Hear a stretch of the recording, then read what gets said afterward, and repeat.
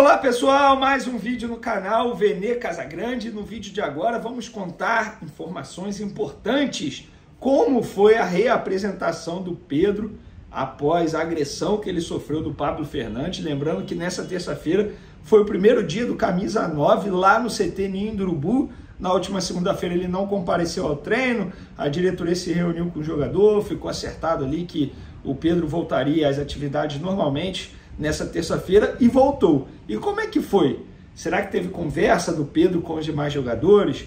Do Pedro com o Sampaoli? Como é que está a relação do treinador com o jogador? A gente vai contar bastidores dessa situação no vídeo de agora. Vamos falar também sobre Davi Luiz e Ayrton Lucas. Será que esses jogadores treinaram no campo nessa terça-feira e podem jogar na quinta contra o Olímpia? E tem também o desfecho da negociação entre Flamengo e Zenit pelo jogador Wendel, o volante, o meia, enfim, um jogador que estava muito afim de vestir a camisa do Flamengo, mas já adianto, já vou dar um spoiler aqui. O desfecho não foi favorável ao Flamengo, mas por quê? Por que não foi? Nós vamos contar também no vídeo de agora. Mas antes, galera, um recado da minha querida KTO, a melhor casa de apostas. Tem Libertadores aí dessa semana, Palmeiras e Atlético Mineiro na quarta, Flamengo e Olímpia na quinta-feira. 2 jogos bacanas aí para você fazer a sua fezinha, a sua aposta e quem sabe garantir uma grana extra. Eu vou apostar na vitória do Flamengo. Já falei, 2-0 Flamengo. Esse será o meu palpite lá no site da KTO, kto.com. E lembrando, utilizando o código VENE, você terá direito a um bônus. Olha que coisa maravilhosa, você vai perder essa oportunidade? É claro que não, né? Corre no site da KTO e aproveite essa oportunidade bacana demais. Vamos lá, galera. Vamos começar falando aqui sobre Pedro.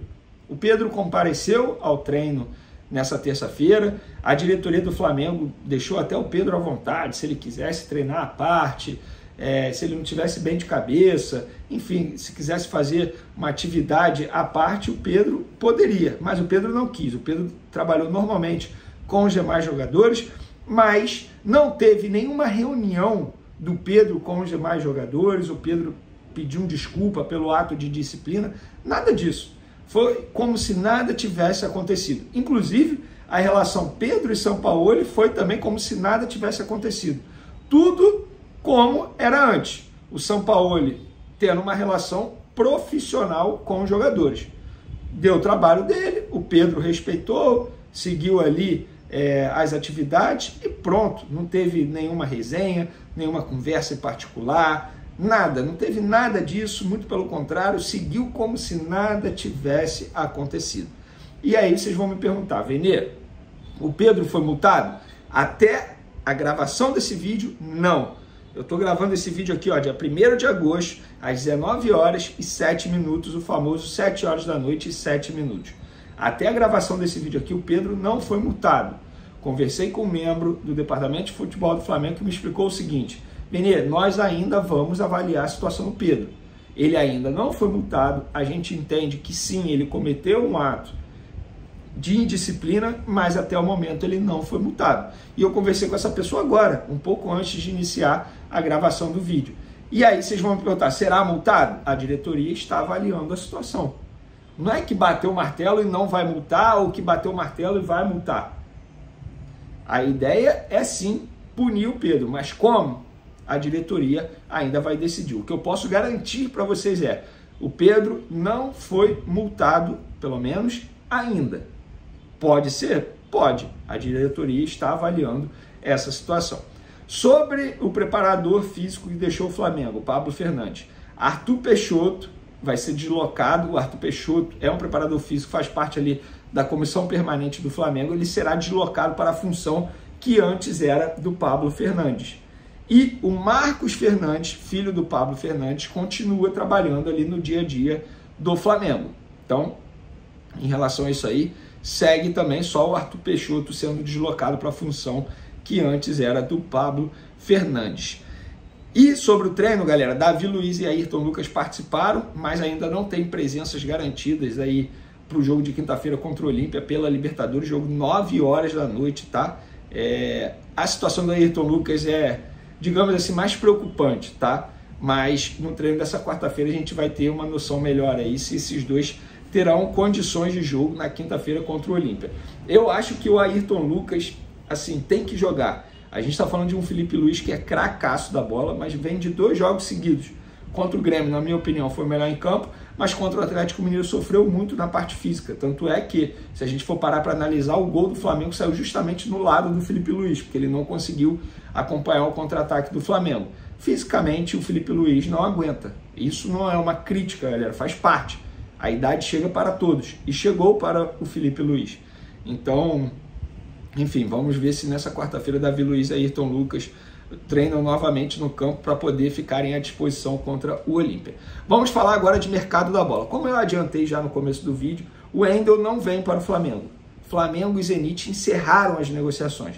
O Flamengo pegou o celular, ligou e falou, olha só, a gente não vai mais tentar, a gente não vai subir mais a proposta, desistimos do Wendel. Por quê? Porque também chegou um determinado momento que o Flamengo entendeu, cara, a gente já fez de tudo. Chegamos ao número de 18 milhões de euros. 18 milhões de euros no Wendel. Eu já achava exagerado, mas a diretoria do Flamengo ofereceu. O Zenit não aceitou, porque o Zenit entende que pode vender por valores maiores. E até pode mesmo. Tem o Napoli aí que está firme lá, negociando com o Zenit a contratação de Wendel. Disse até que paga 25 milhões de euros ao Zenit pelo volante Wendel. Mas assim, o Wendel queria o Flamengo.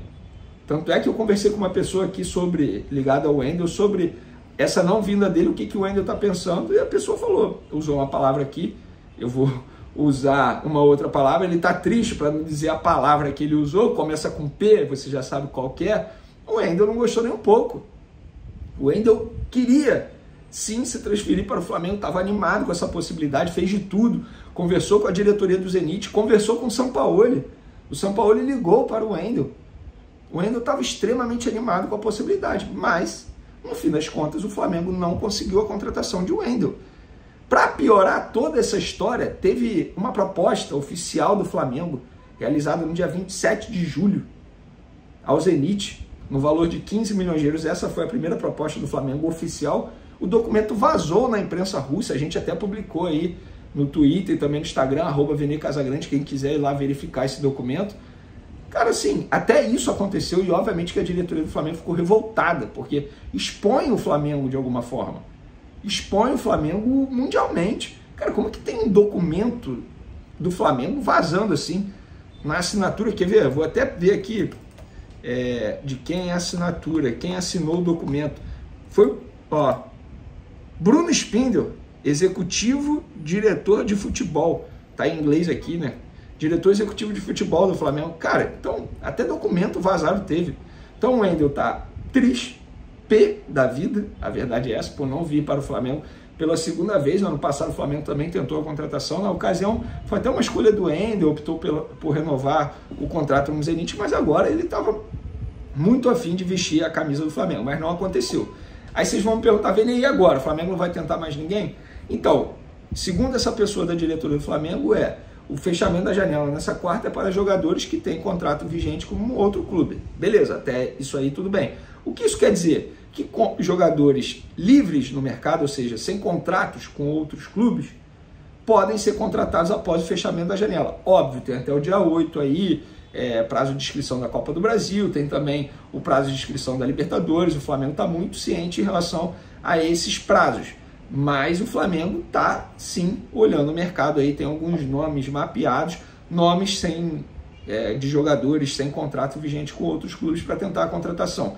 Vene, Lanzini, um jogador que trabalhou com o São Paulo na seleção argentina, é um jogador, a diretoria do Flamengo gosta bastante, tá? Mas ele é de uma posição que a diretoria não está focada nesse momento. Não é prioridade nesse momento, segundo essa pessoa da diretoria do Flamengo, tá? Eu perguntei, e o Lanzini? Ele respondeu, é um nome que a gente gosta muito, é um nome que a gente acompanha, que a gente tem mapeado aqui, mas ele é de uma posição que nós não estamos focados nesse momento, que nesse momento não é prioridade. Então, para vocês que estão me perguntando se o Lanzini pode pintar no Flamengo, pelo que eu entendi com essa conversa que eu tive com esse membro da diretoria do Flamengo, não.